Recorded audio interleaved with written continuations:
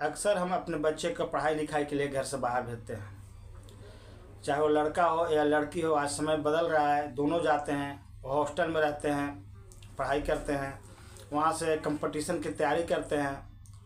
हम पेरेंट्स जो होते हैं कभी जाकर उनसे मिलते हैं, घर आते समय रिसीव करते हैं, और हर रोज़ जिनके बच्चे बाहर रहते हैं वो बात करने की कोशिश करते हैं, उनसे भावनात्मक रूप से जुड़ने की कोशिश करते हैं।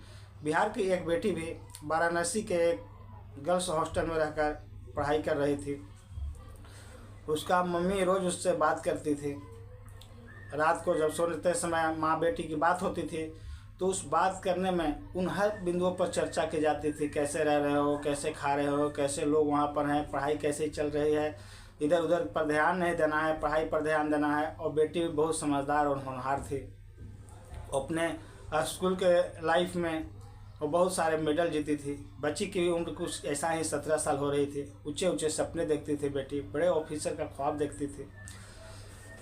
एक दिन सुबह उसकी माँ को पता चलता है कि हमारी बेटी अब इस दुनिया में नहीं है, हमारी बेटी मर चुकी है। वह गिरते भागते बिहार के सासाराम से वाराणसी के लिए जाती है, लेकिन अफसोस उसके जाने के पहले उसकी डेड बॉडी को वहाँ से हटा दिया जाता है, पोस्टमार्टम हाउस भेज दिया जाता है। जब वहाँ हो जाती है उसके अपने हस्बैंड के साथ, मृत लड़की का मम्मी पापा जब जाते हैं तो वहाँ पर उनके चेहरा नहीं देखने दिया जाता है। उसके बाद पोस्टमार्टम होता है। पोस्टमार्टम के बाद उसके बॉडी को लपेट कर प्लास्टिक में दे दी जाती है। और जब वो उस बॉडी को अपने बिहार लाकर, अपने गांव लाकर क्रियाक्रम करने की बात करते हैं तो वहाँ की पुलिस घोर विरोध करती है, ज़बरदस्ती करती है, और ज़बरदस्ती दबाव देकर उन्हें मणिकर्णिका घाट पर अंत्येष्टि करने को विवश करती है। दोस्तों, यह लड़की कौन थी, इसकी मौत कैसे हुई, पुलिस क्यों वहाँ पर दबाव दिया, ज़बरदस्ती अंत्येष्टि क्यों कराया, और पोस्टमार्टम के पहले उनको शक्ल क्यों नहीं देखने दिया, और अभी क्या हुआ, उस लड़की को न्याय मिला या नहीं मिला, इन सारी बिंदुओं को विस्तृत चर्चा करूँगा इस कहानी के माध्यम से। आपको मेरी कहानी सच्ची घटनाओं पर आधारित रहती है। और दोस्तों, आप लोग से आग्रह है कि यदि मेरे चैनल पर नए आते हैं तो उनसे सब्सक्राइब कर दिया कीजिए और वीडियो को लाइक किया कीजिए। तो दोस्तों, चलिए मैं कहानी की शुरुआत करता हूँ। जी, मैं परशुराम सिंह और आप देखना शुरू कर चुके हैं सच का प्रहरी। दोस्तों, 31/1/2025 की घटना है। रात को माँ अपनी बेटी से बात करके सो जाती है। लड़की का घर होता है बिहार का सासाराम का तकिया मोहल्ला, वहाँ की लड़की है। और पढ़ाई के लिए वो वाराणसी के भेलूपुर थाना अंतर्गत रामेश्वर गर्ल्स हॉस्टल में रहती है। वहाँ पर रहकर पढ़ाई करती है, कंपटीशन की तैयारी करती है। 12th की भी तैयारी कर रही थी और वो कम्पटिटिव तैयारी भी कर रही थी। वहाँ पर रहती है, 2 साल से रह रही थी। 2023 में हो गई थी वहाँ पर, और वहाँ अभी तक रह रही थी। अच्छा माहौल था, रहकर वहाँ पढ़ाई कर रही थी। एक दिन सुबह 5 साढ़े 5 बजे मम्मी के पास फ़ोन आता है। लड़की का एक दोस्त फ़ोन किया था और बोलती है कि आंटी से स्नेहा का फ़ोन नहीं लग रहा है, थोड़ा ट्राई करके तो देखिए। उसका फ़ोन पर हम लोग ट्राई कर रहे हैं तो नहीं लग रहे। माँ बेचारी तुरंत फ़ोन लगाती है, 1 2 3 ऐसे फिर दर्जनों फ़ोन लगाती है, लेकिन फ़ोन नहीं लग पाता है। माँ भी बेचैन हो जाती है। फिर माँ उस हॉस्टल के मालकिन जो वार्डन के रूप में भी काम करते थे उनको फ़ोन लगाती है। वो फ़ोन उठाते हैं, फिर आनाकानी करती है, सही ढंग से जवाब नहीं देती है और बोलती है अभी हम सोए हुए हैं, अभी नहीं जाएंगे। फिर बहुत मान मनोबल के बाद कभी फ़ोन स्विच ऑफ कर देती थी, कभी फ़ोन काट देती थी। उसके बाद 7:45 में वो जाती है उस लड़की के कमरा में और आहिस्ता आहिस्ता आवाज़ लगाती है, स्नेहा स्नेहा। दरवाज़ा ढकढकाने की आवाज़ करती है, जो फ़ोन पर उसकी मम्मी स्तब्ध होकर सुन रही थी। दरवाज़ा नहीं खुलता है। इनके आवाज़ से रूम मालकिन जो थे, हॉस्टल मालकिन, उनके आवाज़ से और गर्ल्स वहाँ पर आ जाती है। उस हॉस्टल में करीब 50-60 की संख्या में गर्ल्स रहकर अपने कम्पिटिटिव तैयारी करती थी, अपनी पढ़ाई लिखाई करती थी। जब सब आवाज़ लगाते हैं, दरवाज़ा नहीं खुलता है, तो लड़के लोग जब धक्का देते हैं तो दरवाज़ा खुल जाता है। वहाँ का दृश्य देखकर सब काँप उठते हैं। लड़की मृत अवस्था में खिड़की से लटक रही थी। उसका कुछ शरीर का हिस्सा बाहर की ओर झुका हुआ था। एक पैर बेड पर था और एक पैर जो था वो फर्श को छू रहा था। ऐसा लग रहा था कोई उसको वहाँ पर रख दिया है, ऐसा कोई मृत नहीं होता है। वह न तो बेड पर थी न ऊपर थी, और खिड़की के पास लटकी हुई थी। उसका चेहरा नीचे की तरफ था, बॉडी अंदर की तरफ था, पैर एक बेड पर था, एक पैर नीचे ज़मीन पर था।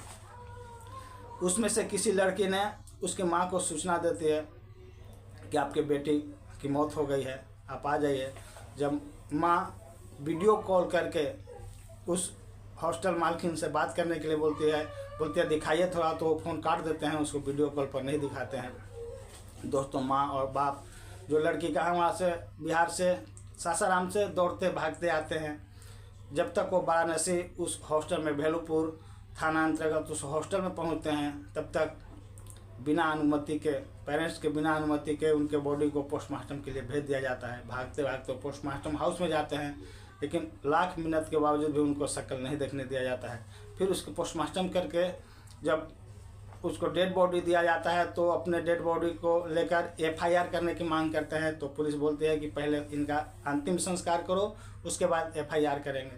वो बोलते हैं हम इसको ले जाएंगे गांव में जाकर अंतिम संस्कार करेंगे, आप FIR कर लीजिए। तो बोलते हैं पुलिस लोग, वहाँ पर एक ग्रुप बनाकर वहाँ पर 50-60 की संख्या में पुलिस इकट्ठा हो जाते हैं और बोलते हैं कि नहीं, आपको यहीं पर मणिकर्णिका घाट में ही अर्थी करना पड़ेगा, अंत्येष्टि करना पड़ेगा, आपको गांव ले जाने की इजाज़त नहीं मिलेगी।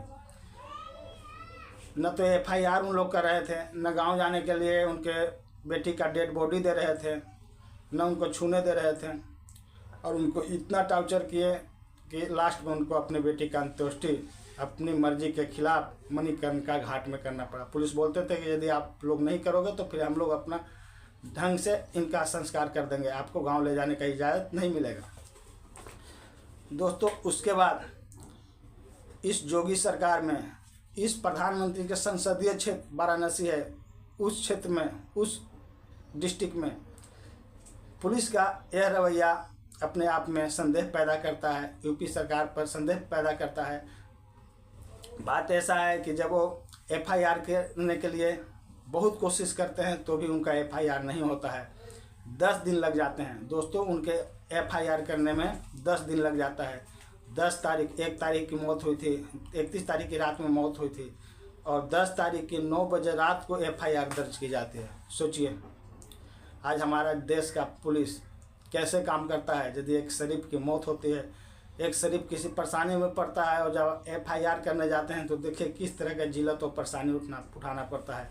जिसके बेटी मर गया है, जो माँ बाप को मुंह में एक गिलास पानी नहीं गया है, एक अनाज का टुकड़ा नहीं गया हो, बेतहाशा रो रहे हैं, पटका रहे हैं, कितना दुख है। उस दुख को शायद वो पुलिस वाले महसूस कर पाते हैं, तो नहीं महसूस करें, और उनका FIR दर्ज नहीं किया जाता है। इतने बाद जब दबाव पड़ने लगता है पुलिस वाले को, बाद ऊपर वाले, और बात आगे बढ़ता है, जब लड़की के लिए कैंडल मार्च निकलने लगता है, विरोध प्रदर्शन होने लगता है, तब दबाव में आकर 10 तारीख को उनको FIR दर्ज की जाती है। और दोस्तों, यह बताते हुए अफसोस हो रहा है कि आज घटना का 20 दिन, 21 दिन, 22 दिन हो गया, और फिर भी अभी तक किसी भी तरह के कोई गिरफ्तारी नहीं हुई है। नामजद अभियुक्तों की कोई गिरफ्तारी नहीं हुई है। दरअसल लड़की के माँ बाप को शक है कि उनकी लड़की की हत्या की गई है, लेकिन पुलिस वाले उसे हत्या का रूप देने के लिए जद्दोजहद में लगे हुए थे।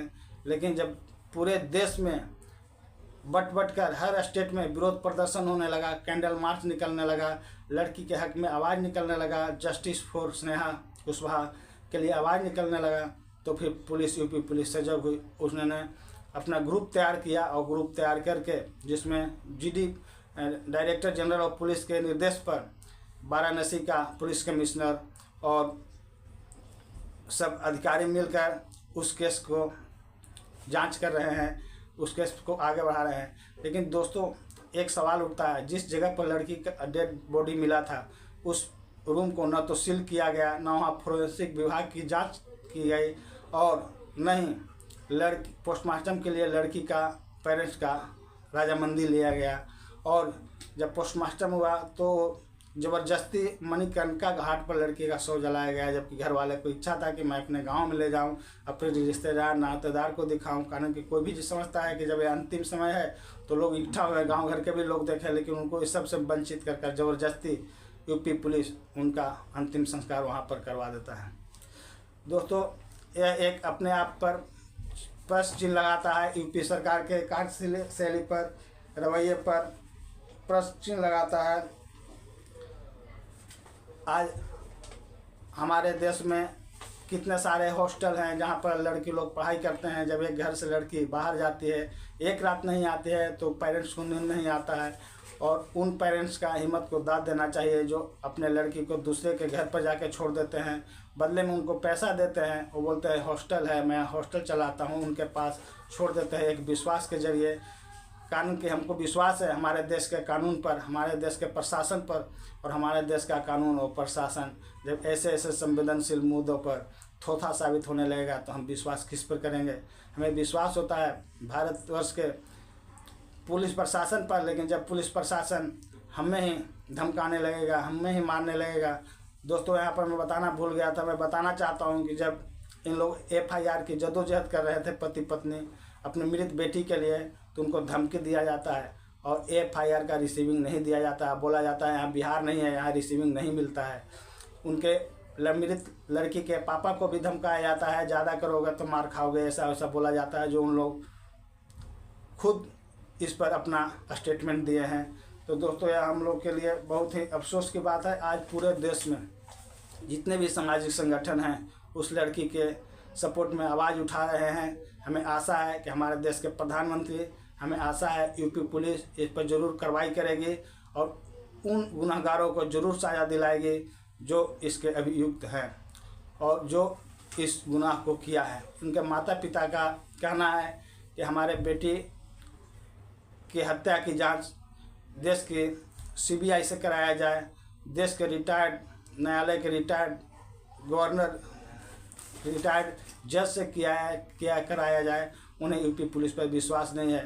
वो बताते हैं कि यूपी पुलिस जिस तरह से हम लोग को इस घटना को छुपाने में लगा था, जैसे अभी तक ना तो हमें यूपी पुलिस से और न ही उस हॉस्टल के मालिक से फ़ोन किया गया था कि आपकी बेटी का डेड बॉडी है, आइए देखने, तो हमें संदेह पैदा करता है। हमें यूपी पुलिस पर भरोसा नहीं है।